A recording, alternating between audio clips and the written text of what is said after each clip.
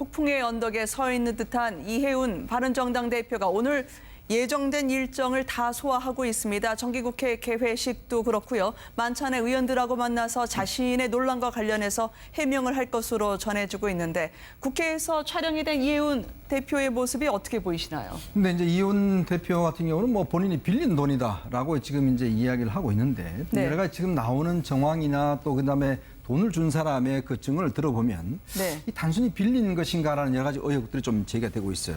이해운 대표 입장에서는 저렇게 일정을 꼬박꼬박 나오는 게 반드시 필요하겠죠. 만찬은 조금 그렇죠. 전에 취소됐다는 전원이 다시 들어왔습니다만 어제도 연찬회 과정에서 바른정당 의원들이 서너 명씩 모여서 수기를 하는 조금은 어수선한 모습이 연출됐는데 김무성 전 대표도 어깨를 토닥이면서 위로하는 듯한 모습이 포착됐거든요. 지금 이 상황에서는 주호영 원내대표도 지금 뭐 그런 이해운 원내대표가 거친 문제는 결단해야 된다, 뭐 본인이 결단해야 된다 이렇게 이야기를 하고 있고 사실 네. 뭐 속으로 보면 상당히 좀 압박을 하고 있는 형태인 것 같고 지금 나오는 사실만 봐도 이해운 대표가 며칠 전에 사실 이 상황이 이제 보도되기 전에 그 당사자를 만나서 이제 네. 뭐 돈을 갚았다라고 이야기를 하지 않습니까? 근데 그 당사자는 지금 전체 준 돈이 한 6천만 원인데 그 중에서 4천만 원 정도밖에 못 받았다라고 하고 지금 일단 진정서를 지금 검찰에 냈습니다. 네. 그렇다고 본다면 검찰은 일단 내주 중으로 일단 조사를 시작하겠다는 것이거든요. 저는 그렇게 봅니다. 지금 이해운 대표가 본인이 뭐 떳떳하고 이걸 네. 빌렸다고 한다면 본인이 저는 앞장서서 먼저 검찰에 좀 수사를 요청하는 것도 하나의 방법일 것 같아요. 네. 또 본인이 뭐 차용증은 다 있다니까 그 증거 자체를 제출하면 될 텐데 지금 문제는 여러 가지 지금 상황을 보면 일단 돈을 받은 건 사실인 것 같고 그다음에 그거를 이제 돌려줬고 또 선물 자체도 지금 받았는데 돌려줬다고 하는데 문제는 뭐 변호사님 계십니다만 형사적으로는 받아서 돌려준 건 아무 소용이 없습니다. 일단 받으면 바로 범죄가 그렇군요. 성립합니다. 변호사님 지금 검찰 수사에 상당히 바른정당 의원들이 촉각을 곤두세우고 있는 것 같습니다. 말이 어긋나는 게 많습니다. 차용증이 있다고 하지만 차용증 쓰지도 않았다라고 하는 사업가 A씨의 전원이 있고요. 무엇보다 오늘 새롭게 나온 한 보도에 따르면 3, 4개월 전에 이미 다 갚았다고 하지만 오히려 사업가는 아니다. 논란의 보도가 나오기 사나흘 전에 전화 와서 돈을 갑자기 갚겠다고 제안을 했다라는 거거든요. 일반적인 사실관계는 검찰 조사를 하면 금방 밝혀질 수 있을 것으로 보입니다. 왜 그런가 하면 두 사람 사이에 돈이 오간 건 맞는 것 같고요. 네. 그러면 왜 오갔는지 그 돈의 성격이 무엇인지가 이제 규명돼야 되거든요. 그래서 과연 이렇게 나한테 돈을 주면 내가 당신 사업을 도와주겠다 하는 말하자면 뇌물성 또는 정치자금성인지 아니면 순수하게 빌려준 것인지 그거에 네. 대한 이제 소명이 돼야 될 걸로 보이는데 지금 뭐 일반인으로서는 좀 석연치 않은 점은 이해운 대표께서는 뭐 이렇게 경제적으로 어렵지 않으신 분으로 알고 있는데 왜 빌렸는지 그 점에 대해서 좀 적극적으로 소명을 하셔야 될 걸로 보이고 하여튼 뭐 빈촉 맞더라도 안 맞는 게 나은데 이해운 대표는 좀 어떤 깨끗한 보수를 주창하시는 입장에서는 이미지에 좀 타격이 있을 걸로 보입니다. 물론 혐의가 확정된 것이 아닙니다. 검찰 수사도 진행이 될 거기 때문에 추측만으로 예단하기는 어렵습니다만 오늘 원내대표 입에서요. 이렇게 대표 체제로 계속 가는 게 부담스럽지 않겠냐라는 투의 인터뷰가 나와서 술렁이고 있습니다. 그 장면 보시겠습니다. 저희들도 매우 곤혹스러운 상황인데 네. 객관적인 증거나 이런 과정 없이 서로 추측으로 왈가왈부하는 것 자체는 저는 별로 이 사건 해결에 도움이 안 된다고 보고요. 네. 사법 과정에서 엄정하게 그 잘잘못이 가려질 거라고 그렇게 봅니다. 상황의 진전에 따라서 네.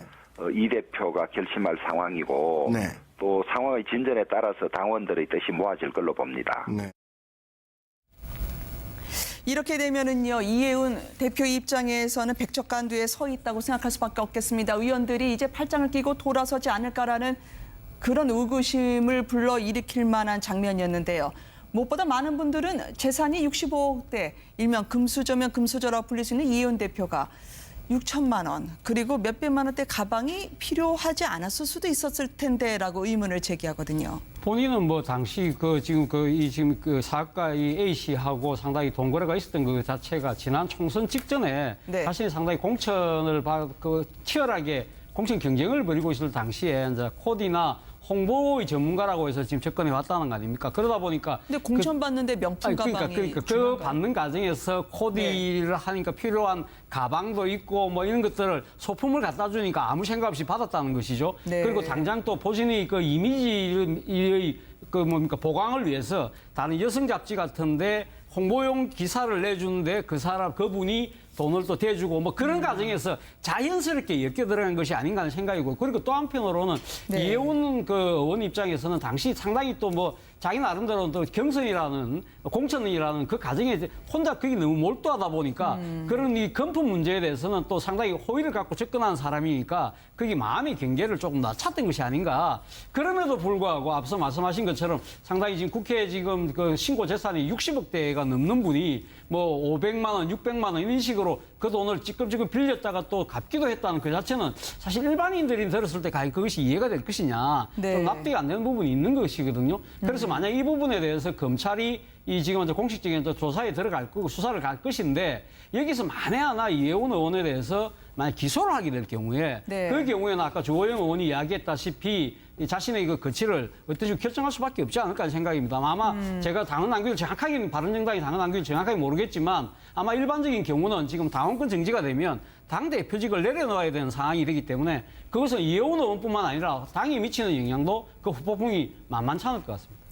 이해운 대표가 사업가로부터 금품을 받았다라고 서로가 이야기하는 그 시기가 지난 2015년 10월부터 2016년 3월까지 국회의원 과연 서초갑에 누굴 내놔야 하는 부분 갖고 치열하게 명운을 건 일전을 펼쳤던 시기였습니다. 당시 후보였던 조윤선 전 장관과는 면접장에서 눈길 한 번 안 줄 정도로 신경전을 벌였던 그 치열했던 장면이 있지 않았겠습니까? 표차도 불과 1%포인트도 안 났던 때고요. 그 장면으로 보시겠습니다. 그만큼 둘에게는 중요했던 선거였습니다.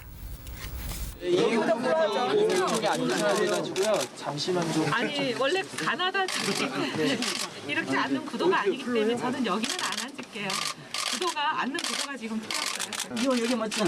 거기 자리가 있어요? 자리가 있어요. 굉장히 저돌적이다. 그리고 주민들한테도 그렇게 다가간다라는 점을 말씀하셨는데 저 역시 같은 점을 좋은 점으로 윤선 후보에 대해서는 닮고는 싶은데 제가 닮을 수 있을지는 모르겠다. 얼짱이라서 참 가점이 많은데 그건 제가 닮을 수 있을지 모르겠다 그랬어요. 비수가 오간 듯한 서로의 장점 평가하기였습니다. 만감의 교차하는 장면이셨을 것 같아요, 국민들에게는. 참 지난 총선에서 가장 정말 그 어떤 막 관심을 가졌던 지역구죠. 사실 네. 이제 조윤선 장관 같은 경우는 어떤 면에서 보면 당시에 박근혜 전 대통령이 정말 찍어서 내려보낸 그런 스타일이었거든요. 당시에 좀 친박들 같은 경우는 다 사실은 조윤선 장관을 밀었고 네. 사실 이제 우리 기자들도 보면 이런 상황에서 당연히 조윤선 장관이 되는 게 아닌가라고 생각했었는데 정말 이해운 의원이 정말 저돌적으로 네. 저돌적으로 밑바닥 민심을 훑으면서 경선에서 1% 차이를 이겼습니다. 네. 그다음에 엄청난 이변이 일어난 것이거든요. 그러니까 그때 상황을 보면 아마 이제 이해운 대표 입장에서 본다면 정말 자신의 정책 명운을 걸고 했던 때죠. 아마 그런 상황에서 여러 가지 도움이 많이 필요했을 것이고 추정을 해본다면 네. 이제 그 중에서 이제 이 A 씨가 그 중에서 한 사람이 아니겠는가라는 상상을 해봅니다. 네. 그런 상황에서 이제 아마 조윤선 대표가 이해운 대표가 많은 부분에서 어떤 좀 도움 중에서 받았는데 그것이 이제 현실적으로 문제가 됐던 것인데 문제는 저렇게 경선전이 치열해지면 뭐 돈도 많이 필요할 텐데 일단 저렇게 의원들이 치열해지면 먼저 자기 돈을 씁니다. 네. 왜냐하면 자기 선거기 때문에. 근데 왜 하필 그때 이해원 대표는 자기 돈을 쓰지 않고 여러 가지 좀 문제가 될 만한 도움을 받았을까? 그냥 정치하는 사람들은 알거든요. 저렇게 와서 도움 준다는 분들 순수한 돈, 깨끗한 돈 이야기하지만 다 나중에 문제가 된다 아는데 네. 왜 그걸 굳이 했을까라는 의문이 솔직히 듭니다.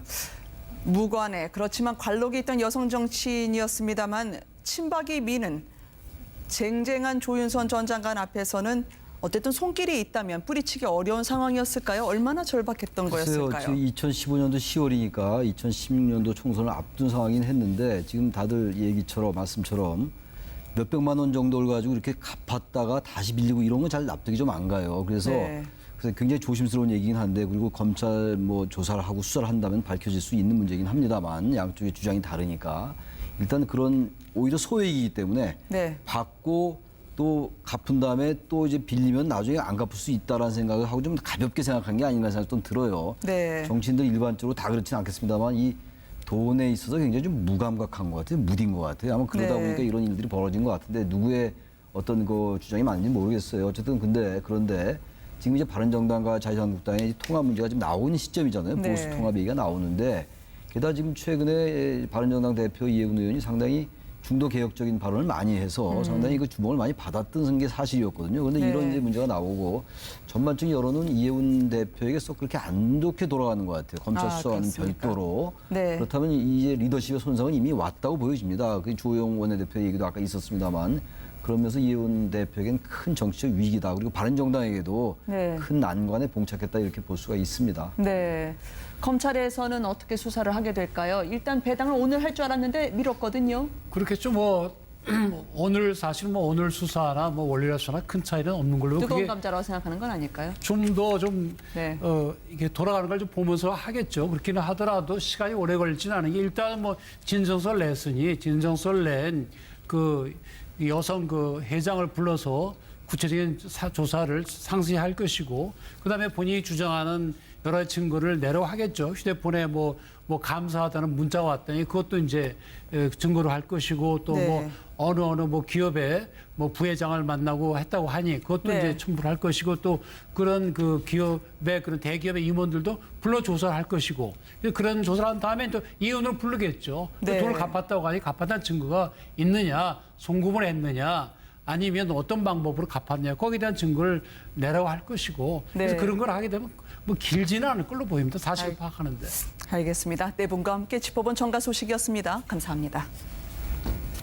뭐 당시 지금 그 사학과 이 A 씨하고 상당히 돈 거래가 있었던 그 자체가 지난 총선 직전에 네. 사실 상당히 공천을 치열하게 공천 경쟁을 벌이고 있을 당시에 이제 코디나 홍보의 전문가라고 해서 지금 접근해 왔다는 거 아닙니까? 그러다 보니까 근데 공천 받는데 명품 가방이 그러니까 그 중요한가요? 받는 과정에서 코디를 하니까 필요한 가방도 있고 뭐 이런 것들을 소품을 갖다 주니까 아무 생각 없이 받았다는 것이죠. 네. 그리고 당장 또 본인의 그 이미지의 보강을 위해서 다른 여성 잡지 같은데 홍보용 기사를 내주는데 그분이 돈을 또 대주고 뭐 그런 과정에서 자연스럽게 엮여 들어간 것이 아닌가 하는 생각이고 그리고 또 한편으로는 네. 이해운 그 의원 입장에서는 당시 상당히 또 뭐 자기 나름대로 또 경선이라는 공천이라는 그 과정에 혼자 그게 너무 몰두하다 보니까 그런 이 금품 문제에 대해서는 또 상당히 호의를 갖고 접근하는 사람이니까 그게 마음의 경계를 조금 낮췄던 것이 아닌가.